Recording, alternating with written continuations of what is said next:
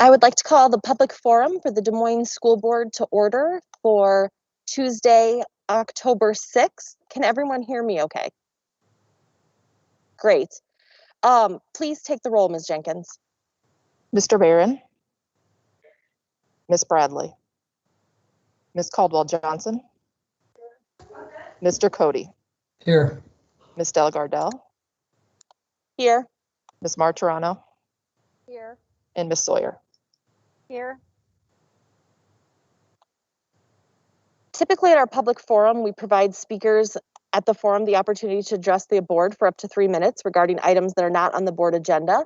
This evening, though, we've had public comments submitted in writing as this is our first meeting back and we're talking to you live from the gym at Central Campus. So Erin has some written comments that she will be reading, but we're hoping after this meeting we'll have the kinks worked out and speakers will be able to call in similar to how we had been doing in the past. As a reminder, please remember that the law prohibits us from discussing specific employees or their job performance. Please avoid references to personalities or character attacks, as those types of comments do not contribute to the purpose for which this public forum exists. Thank you for your support of our school district. We appreciate your input. As a reminder to the board and public, this public forum is not a time for board engagement in discussion, as it is our obligation to discuss only those matters posted in the public agenda for the sake of transparency and opportunity afforded to all community stakeholders. Matters requiring attention will receive appropriate staff and/or board follow-up at a time after the meeting. Ms. Jenkins, do we have any speakers?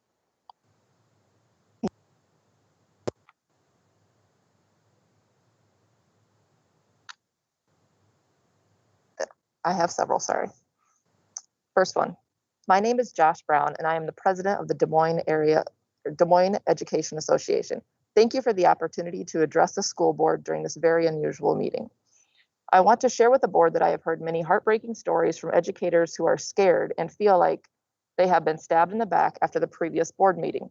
As a board, you approved metrics for when it was safe to transition between models, but decided to move forward with full implementation of the hybrid plan without meeting those same metrics. Unfortunately, for many educators, the action plan taken last week did not help them feel that they will be transitioning into a safe working environment into the coming weeks. While we have members who may disagree on the best method of instruction, our members have spoken loudly and clearly that they believe that whenever we do return to face-to-face learning environment, it should be done when it's safe and with appropriate mitigation techniques in place. Unfortunately, as a district, we are failing to ensure that the staff believe it is safe when we are not following the advice of national or local health experts who have shared their beliefs with the board. We have lost some great educators who have chosen to resign instead of returning to what they believe are unsafe conditions. It has been said many times that over the third of our educators have health conditions that make them susceptible to worse impacts of the virus, but nowhere near that number of educators have been approved for medical accommodations. DMEA has heard that from many educators that their accommodations due to health and safety of themselves or members of their household have been denied because their requests were not legally required to be accepted according to the Americans with Disability Act. I would ask that the school board direct the Human Resources Department to look at each of these requests that have been denied again with some compassion and understanding that some of these individuals are going to have to choose between work or ensuring their family members with compromised health conditions can remain safe from COVID-19. We also ask, as staff are forced back in the classroom, that we make every effort possible to take unnecessary items off plates of our educators so they can concentrate on their work that needs to be done and support student learning. We are going to have educators trying to teach students in a virtual and face-to-face world at the same time, but with very little training on how to do successfully. We cannot, as a district, afford to lose any staff members or resignations to illness, and I ask you to please consider once again prioritizing the safety of our students, staff, and community in reevaluating your decisions and any future decisions you make as a board. That was Josh Brown. This is Henry Chininsky. Good afternoon, board and Dr. Ahart. To say that I'm aghast and agog at decisions of the most recent meetings around metrics would be an understatement. Existing up until the last meeting were approved metrics that were medically sound and science-backed. All on the board previously and unanimously approved Dr. Ahart's metrics. The original metrics were used were logical, reasonable, and safe. I understand some of the boards quibble over the definition of the word safe, much like politicians dithering over the definition of the meaning of the word is, such as the disingenuous question, what is?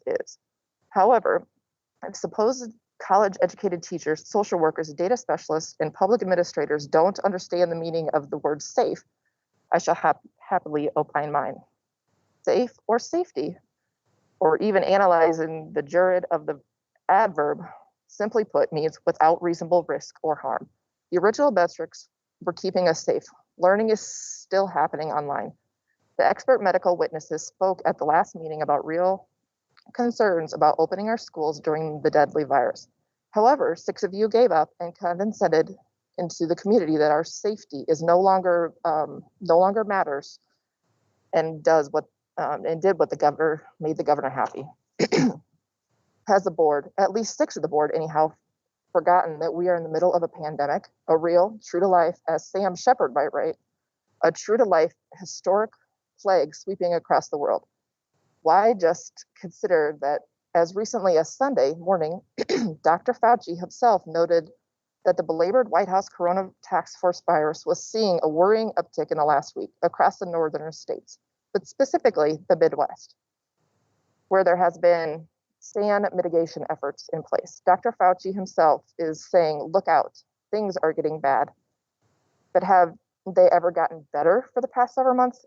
That's the question. The pandemic continues to rage, killing young and old, and sadly, crypto-ghoulishly killing members of our brown and black community at a larger statistical share than our Caucasian brothers and sisters. The plague of 2020 is nothing worse than a cold or flu if you have health care and access to good nutrition and the best, greatest, and most fantastic experimental drugs. But to the rest of our community, it is maiming. It is not fatal. If not fatal, it leaves terrible effects on the pulmonary and neurological systems. We are starting to know that these devastating long-term effects. Why, as recently as last week, the Lancet and New England Journal of Medicine have cited these catastrophic implications. Make no mistake, the virus is deadly and it harms everyone in its wake, but specifically the most vulnerable among us. Yet, we have a board that is appeasing the state of Iowa, approving to be careless without a plan. We cannot pretend these are normal times. They are unprecedented, yet somehow board members wish to shove children back into the buildings to get into compliance at any cost. They say our kids aren't learning, and we need to serve in them in the buildings. Well, sorry to address the elephant in the room, no pun intended, but it's hard to teach dead kids.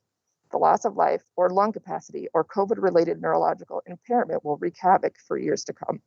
That's the real loss. Not that they don't score well on assessment or miss out on any polynomials or learning about hanging marsupitals, but the real loss will be medically harmed kids, teachers, and families because they've been shoved back into the buildings.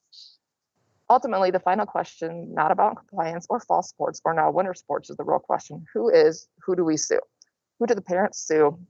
Who do the parents file a lawsuit against when the children get sick on a COVID-related asthma inhaler or the loss of life or worse? Who do the teachers sue when they get exposed to a COVID-positive kid that parents refuse to keep them at home to prove political point? We already have seen the death of a classroom assistant in the West Des Moines. Ruby Van Meter lost a beloved educator to COVID. Scores of community members are already taking part in CDC studies of loss of lung function. So who do we sue? Who bears the liability and the culpability for these harms when the safe metrics are jettisoned for easier metrics, which appear to be more on the way to compliance? Please don't forget, we are not in normal times. Please stop the myth that what we are doing right by Governor Reynolds. Maybe she will make us make up days. Maybe she won't fine us or take licenses, whatever the dubious reason is. The CDC has republished their study, which shows that yes, the virus is airborne. Please do not reopen schools until there are less than 5% positivity rate over a 2-week rolling average. This is from Karen Sissel. Hello. In the light of the news that the 53-year-old associate in West Des Moines died of COVID after being notified by the district she was in close contact with another positive person at school, reinforces the idea that going back to school is not worth the life of one or many students, parents or grandparents or staff members, especially when online learning is a viable option. Mary Pat McDonald, thank you for hearing my concerns tonight. I've gone from being so proud of DMPS to a place of such disbelief and despair that I'm willing to pull my children from the DMPS. I am no longer have the confidence that this district will protect my children and their teachers, and most certainly does not uphold the basic values I should be able to expect of an organization entrusted with the honor of growing the minds and spirits of tomorrow's leaders. I am speaking directly to 6 of you who have chosen to gather in person this evening without enough common sense to not endanger another one, not to mention whoever is forced to be there to produce this charade. The worst part of it is that you took time to solicit the best advice and then turned around to ignore it entirely. You ought to be ashamed of yourselves. I certainly am. DMPS is one of the most special districts in the country. You have at the helm of our ship one of the brightest, most gifted leaders you will ever hope to find. It's unnecessary that you sit in agreement on every matter, but the 6 of you bothered to follow the policies and guidelines that you have publicly displayed and allowed the leaders that are in place, in spite of your interference, to lead. We'd all be better off. Dr. Ahart, thank you for doing everything in your power to protect health and safety of my children and their teachers and the staff in their building. Your courage, conviction, and leadership through the years have been visionary, and I hope you know how many of us are aware of all that you've done in spite of the obstacles we've reaped and benefited because of you. Mr. Cody, thank you. As a newer board member, you have chosen to uphold the standards and values and convictions in line with what I expect of my district and my own children. It's not lost on us that the reward for doing so has made you an enemy of the mean girls that govern you or govern with you. For the rest of you, the ludicrous gesture sitting together in person, undoubtedly an attempt to assuage your own guilt. Is it working? Do you feel better? There is no difference than a playground bully in your choice of knowingly and willingly take risks with your own children, teacher, staff is criminal and shameful. I wish I could have read my own remarks tonight so you could see and hear my guilt. In this final in-person stupidity has cost us this opportunity. I'm devastated to watch the 6 of you flush the integrity, pride, and opportunity of what was a great district right down the toilet so you can meet your own needs. Katie Hansen, dear school board members, thank you for your time, energy, and thoughtfulness during this difficult period. I am merely an associate with DMPS, but I am one of the ones with the most contact with our students throughout the day. Virtual learning with those that I support is now just getting to hit a good groove. This is why our case of numbers are climbing, and we are set to disrupt the method and go back to the hybrid model, or go to the hybrid model. I am disappointed in the lack of follow through when you all listen to the experts to tell you it's not a good time to come back for hybrid and then vote to do so anyway. Compliance is not safety. I cannot repeat that enough. Compliance is not safety. Does not equate safety.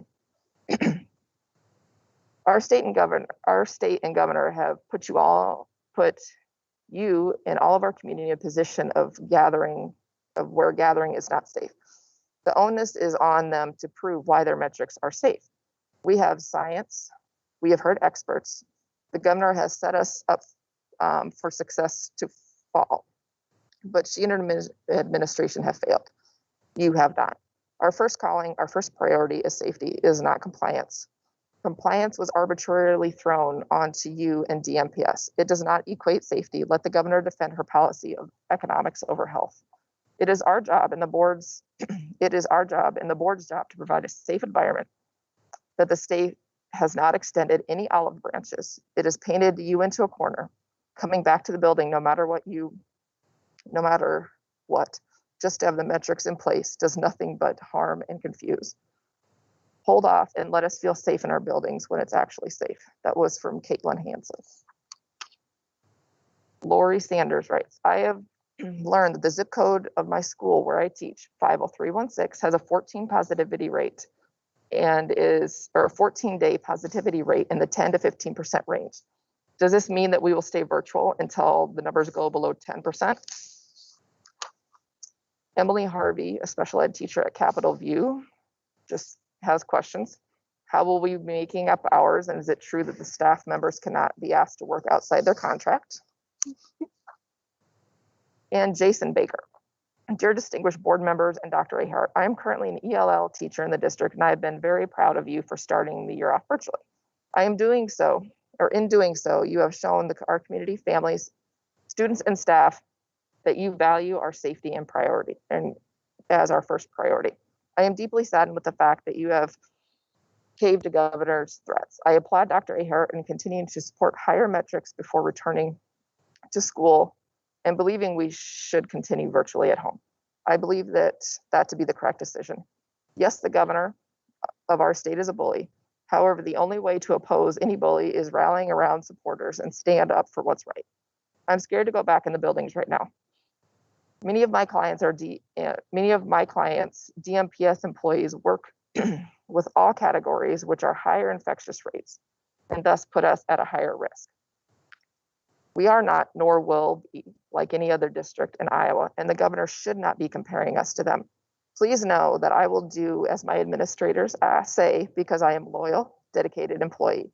But that does not mean I feel safe, agree with your decisions, or I'm excited about the possibility of being exposed to a potentially deadly virus, simply because we are bullied into it. I stand behind whatever decision you make, but I hope you understand that your actions will imply. I hope you understand what your actions will imply to all those involved. Please keep safety and well-being ahead of the threats. And that was the last one.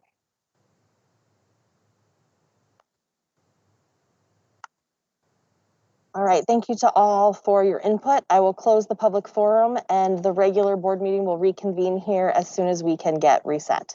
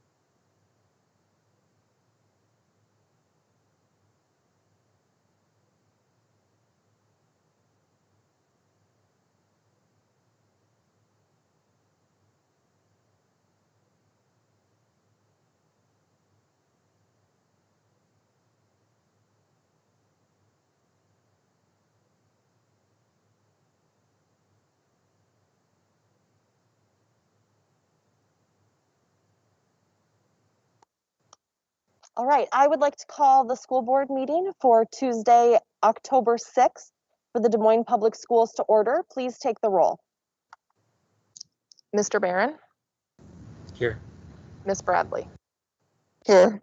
Ms. Caldwell Johnson? Mr. Cody? Here. Ms. Della Gardell? Here. Ms. Martirano? Here. Ms. Sawyer? Here. The first item of business is approval of the agenda. May I have a motion and a second to approve the agenda? Caldwell Johnson, move approval. Sawyer, second. We have a motion by Caldwell Johnson and a second by Ms. Sawyer. Please take the vote. Mr. Barron? Yes. Ms. Bradley? Yes. Ms. Caldwell Johnson? Yes. Mr. Cody, Yes. Ms. Delagardelle, Yes. Ms. Martirano, Yes. Ms. Sawyer. Yes. The next item on our agenda is approval of the minutes for, I think we actually have several. I'm sorry. It's difficult to manage all of these screens.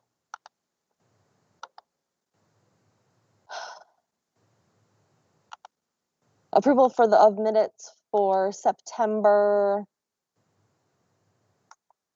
15th. 15th, as well as I believe we should have minutes on there for meetings on Monday, the 21st and Wednesday, the 30th. No, those minutes are not on there. Okay, those minutes will need to be on our October 20th agenda. Do I have a motion to accept our minutes from Tuesday, September 15th? Move approval, Bradley. Second, Cody. We have a motion by Bradley and a second by Cody. Please call the vote. Mr. Barron, Yes.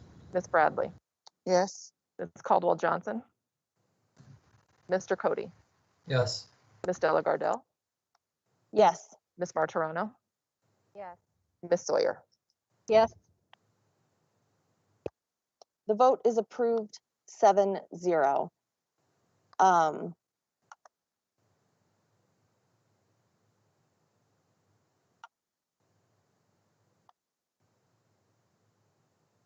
I'm sorry, I lost my agenda.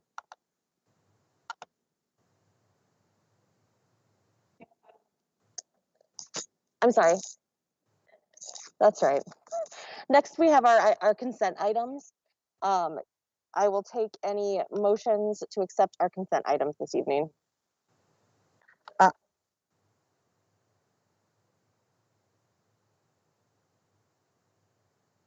So moved, Martirano. Okay, motion from Ms. Martirano. Do I have a second?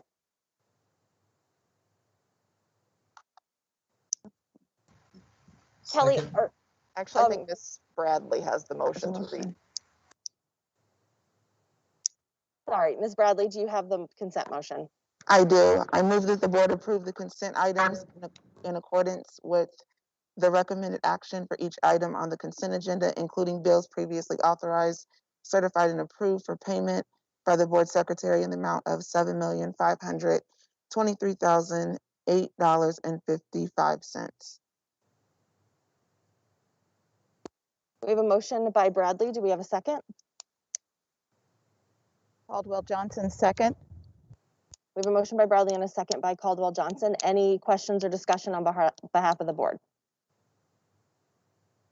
Hearing none, please call the vote. Mr. Barron, Yes. Ms. Bradley, Yes. Ms. Caldwell Johnson, Yes. Mr. Cody, Yes. Ms. Delagardelle, Yes. Ms. Martirano, Yes. and Ms. Sawyer. Next up, we have some other items on our agenda. The first one being a request for modified allowable growth and supplemental aid for the special education deficit. Dr. Ahart, I turn this over to you for the presentation.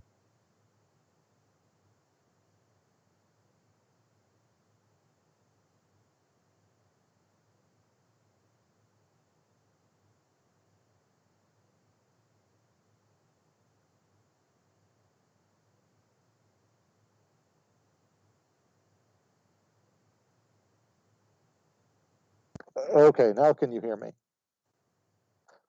This is a typically recurring item.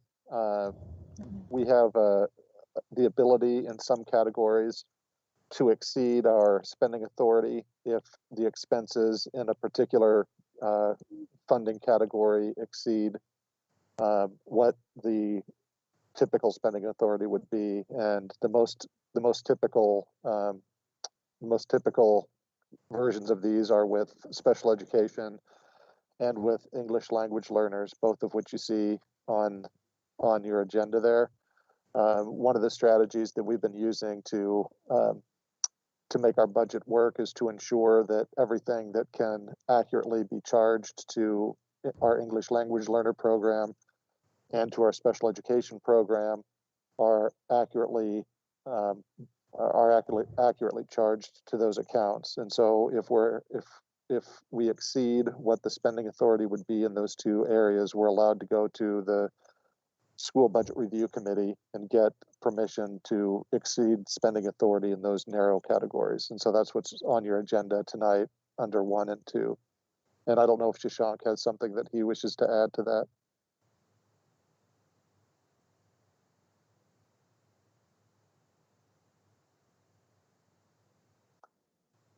Hello, can you hear me?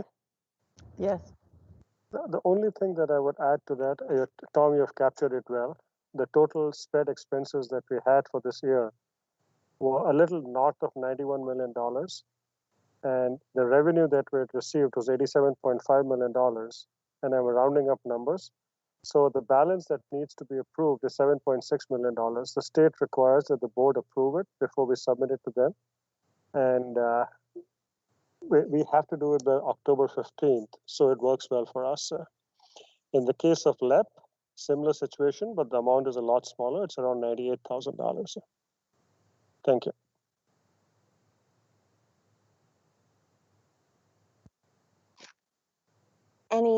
I will take a motion on behalf of the board to accept the superintendent's recommendation.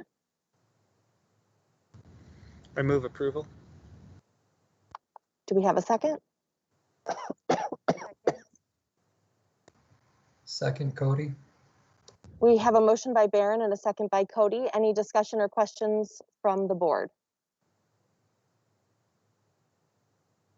All right, please call the vote. Mr. Barron,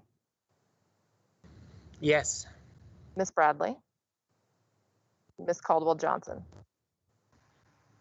Yes. Mr. Cody, Yes. Miss Delagardelle, Yes. Miss Martirano, Yes. Miss Sawyer.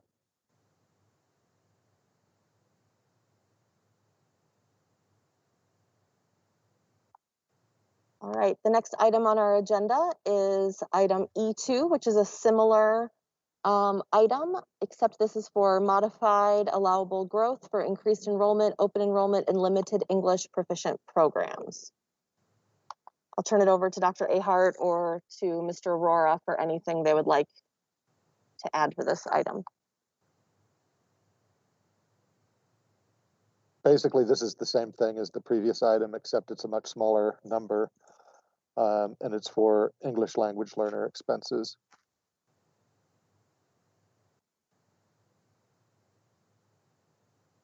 Mr. Aurora, did you have anything else you wanted to add on this item in particular? No, not really. It's exactly what Tom said, Dr. Ahart Okay. said. Yeah, thank you. Okay, thank you. I will take a motion in a second on this item. Martirano, move approval. Caldwell Johnson, second. We have a motion by Martirano and a second by Caldwell Johnson. Any discussion or questions on behalf of the board? Hearing none, please call the vote. Mr. Barron, Yes. Miss Bradley, Yes. Miss Caldwell Johnson,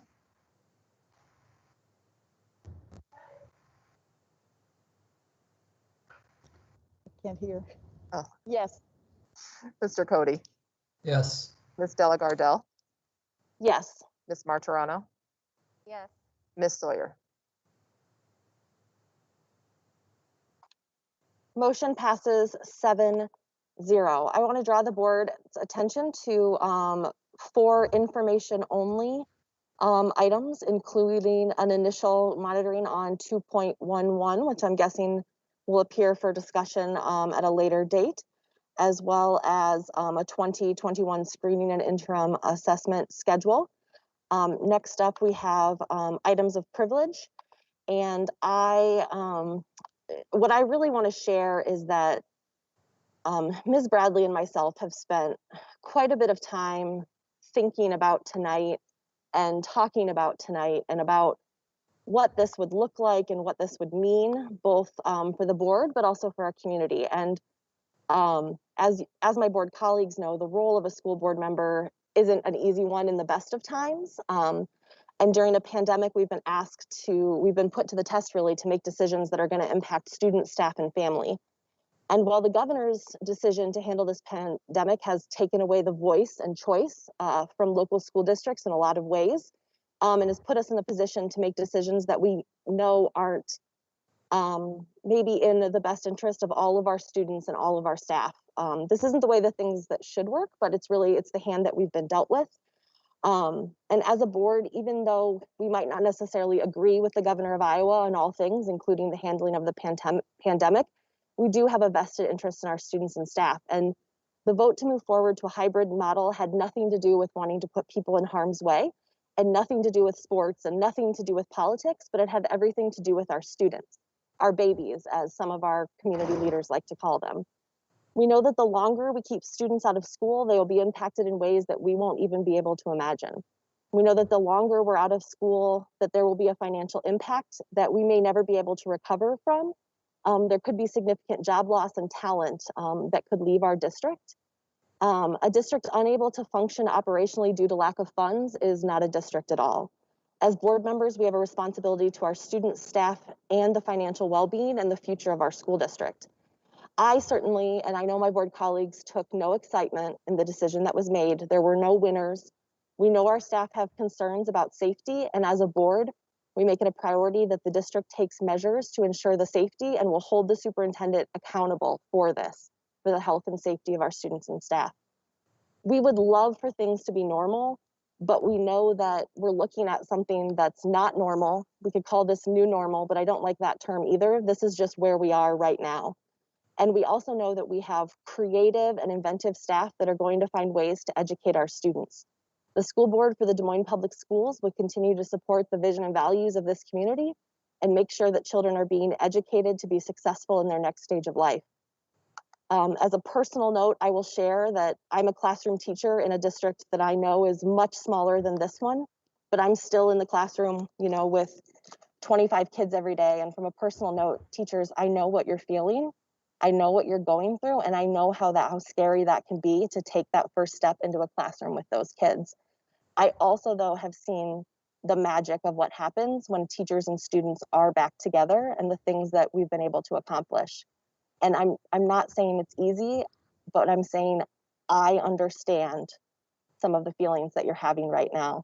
And I'm sorry that you're having those feelings. And I wish that there were a way that we could make this all go away, but it's not. So trying to figure out a way to balance all of the cards that we've been given is where we're at right now. I will also say that when we say we're going to advocate for your safety and mitigation and keeping you safe in this situation, I mean that. And I know that my board colleagues will support that notion as well, that we will hold our superintendent to keeping you having the highest standards possible for students and staff. And one of the reasons we don't have visitors in our board meeting this evening is we're drastically reducing the number of visitors and the number of folks that will be coming into our schools once they are open. And so as a board, we're taking the lead on that. And to me, it just didn't feel right to send students and teachers and staff back into schools, back onto buses, back into food service without us first taking that step ourselves. And so it was very, very important to me that we did this tonight, that we did this first, and that you weren't expected to do it first with us following. So I don't have anything else to add, but I would be happy to open this up for any items of privilege that my board colleagues might have this evening. Hearing none, I'll turn it over to Dr. Ahart for the superintendent's report. Thank you. Yes, I would just call to the board's attention under the information only item, number 3. We don't have, it says this in the document, but we are just about closing the window of our first reading assessment, the initial screening. And so we will have that data for you next time. And at the request of at least one of you, the assessment, the screening and interim assessment schedule was requested. So I've included that as an information item as well. If you see anything in that monitoring that you think needs to be removed, or if there's something that's not on there that you would like on there as we move forward, please let me know that. And finally, I would just like to thank all of our staff for soldiering on and keeping students our top priority. Thank you.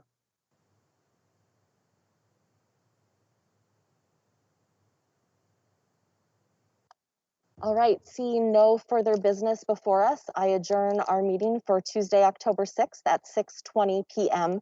Thank you everyone for being here, and thank you for your attention this evening.